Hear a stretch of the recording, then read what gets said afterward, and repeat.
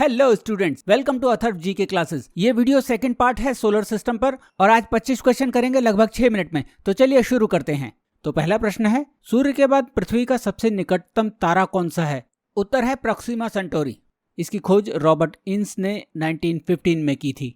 अगला प्रश्न, रात्रि के आकाश में सबसे चमकीला तारा कौन सा है? उत्तर है सीरियस। इसे डॉग स्टार के नाम से भी जाना जाता है। किस ग्रह को विंटर प्लैनेट के नाम से भी जाना जाता है और उसका रंग क्या होता है?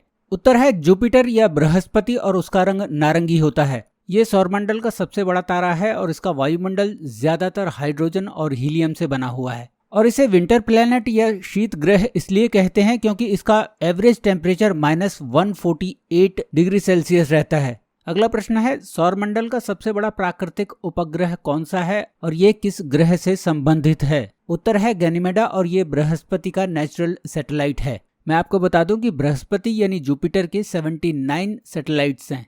और अब उन प्रश्नों के उत्तर जो मैंने पिछली क्लास में पूछे थे। मैंने पूछा था कि भारत के किस मुख्य न्यायाधीश ने अंतरिम राष्ट्रपति के रूप में काम किया है, तो वो है एम हिदायतुल्ला। और दूसरा प्रश्न मैंने पूछा था कि नंद वंश के संस्थापक और अंतिम शासक कौन थे?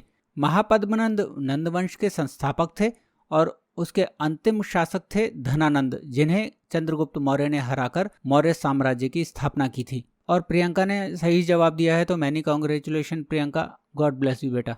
अगला प्रश्न है, कौन सा ग्रह पृथ्वी के लगभग समान आकार का है? उत्तर है वीनस या शुक्र।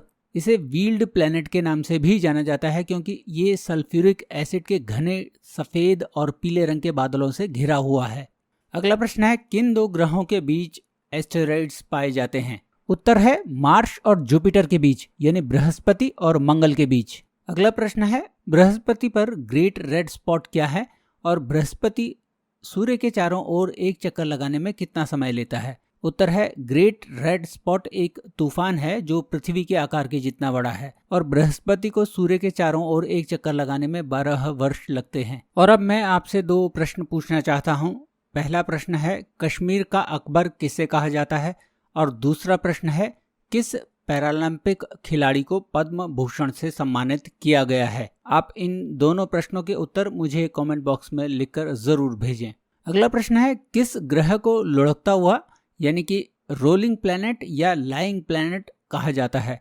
तो उत्तर है यूरेनस। यह अपने झुकाव के कारण एक और लुढ़कती हुई गेंद की तरह सूर्य की परिक्रमा करते हुए घूमता हुआ दिखता है, इसलिए इसे रोलिंग प्लैनेट भी कहते हैं। इसकी खोज विलियम हर्शेल ने 1781 में की थी। ग्रीक सभ्यता में आकाश के देवता को यूरेनस कहा जाता है। अगला प्रश्न है, सौरमंडल का दूसरा सबसे बड़ा ग्रह कौन सा है? उत्तर है सैटर्न यानी शनि। अगला प्रश्न है, किस प्लैनेट को ज्यूल ऑफ सोलर सिस्टम कहा जाता है? उत्तर है सैटर्न, शनि को। इसके सुंदर छल्लों के कारण इसे सौर मंडल का गहना कहा जाता है। शनि का नाम रोमन गॉड ऑफ एग्रीकल्चर के नाम पर रखा गया है। अगला प्रश्न है, सौरमंडल का दूसरा सबसे बड़ा प्राकृतिक उपग्रह कौन सा है और ये किस ग्रह से संबंधित है? उत्तर है टाइटन सौरमंडल का दूसरा सबसे बड़ा प्राकृतिक उपग्रह है और ये शनि से संबंधित है। शनि के आपको बता दूं कि 82 चंद्रमा हैं या 82 सैटेलाइट हैं। अगला प्रश्न है, पृथ्वी की सतह पर उतरने वाले हेवनली मैटर्स को क्या कहा जाता है? उत्तर है मेटेरॉइड्स या उल्कापिंड। ये कॉमेट या एस्टेरॉइड के जैसा एक मलबे का ठोस टुकड़ा होता है। अगला प्रश्न है, प्रथम 4 ग्रहों को किस नाम से जाना जाता है? यानी कि मरकरी, वीनस, अर्थ, मार्स। इनको किस नाम से जाना जाता है? आंतरिक या टेरेस्ट्रियल प्लैनेट। अगला प्रश्न है, हेली धूमकेतु कितने वर्षों में आता है? उत्तर है 76 वर्षों में और इसकी खोज 1758 में हुई थी। अगला प्रश्न है, किस ग्रह को नीला ग्रह भी कहा जाता है? उत्तर है पृथ्वी और इसी तरह नेपच्यून को भी नीला ग्रह कहा जाता है। अगला प्रश्न है, 4 ग्रह जिन्हें बाहरी या जोवियन ग्रह भी कहा जाता है? उत्तर है बृहस्पति, शनि, यूरेनस और नेपच्यून। अगला प्रश्न है, किस वर्ष प्लूटो को ग्रह की श्रेणी से हटा दिया गया था? उत्तर है 2006 में और इसे एक ड्वार्फ प्लैनेट का दर्जा दे दिया गया था। अगला प्रश्न है, चंद्रमा पर काले धब्बों के क्षेत्र को हम क्या कहते हैं? उत्तर है सी ऑफ ट्रैंक्विलिटी यानी शांति का सागर। और प्रश्न कई बार इस तरह से भी आता है कि हमें सी ऑफ ट्रैंक्विलिटी कहाँ मिलता है? तो चंद्रमा पर मिलता है। अगला प्रश्न है, चांद पर 2 व्यक्ति एक दूसरे की बात क्यों नहीं सुन सकते? तो उत्तर है क्योंकि चंद्रमा पर वायुमंडल नहीं है और ध्वनि तरंगों को यात्रा करने के लिए एक माध्यम की आवश्यकता होती है जो वातावरण या वायुमंडल द्वारा प्रदान की जाती है।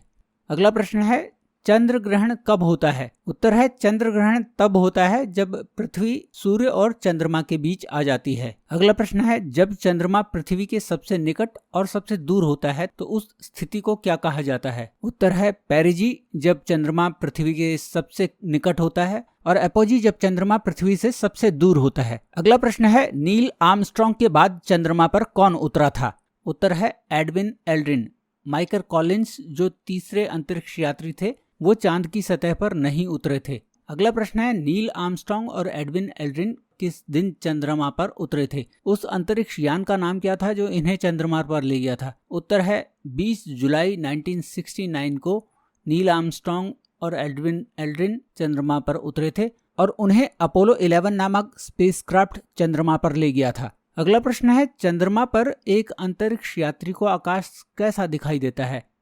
उत्तर है काला क्योंकि वहां पर कोई भी एटमॉस्फेयर नहीं है। अगला प्रश्न है चंद्रमा पर पृथ्वी के मुकाबले किसी व्यक्ति का वजन कितना हो जाता है? तो उत्तर है पृथ्वी के मुकाबले चंद्रमा पर वजन 1/6 हो जाता है क्योंकि चंद्रमा का ग्रेविटेशनल पुल अर्थ से 1/6 है। तो स्टूडेंट्स ये थे आज के 25 सवाल। होप आपको वीडियो पसंद आया हो। अगर वीडियो पसंद आया तो इसे लाइक और शेयर जरूर करें और मेरे चैनल को सब्सक्राइब जरूर करें।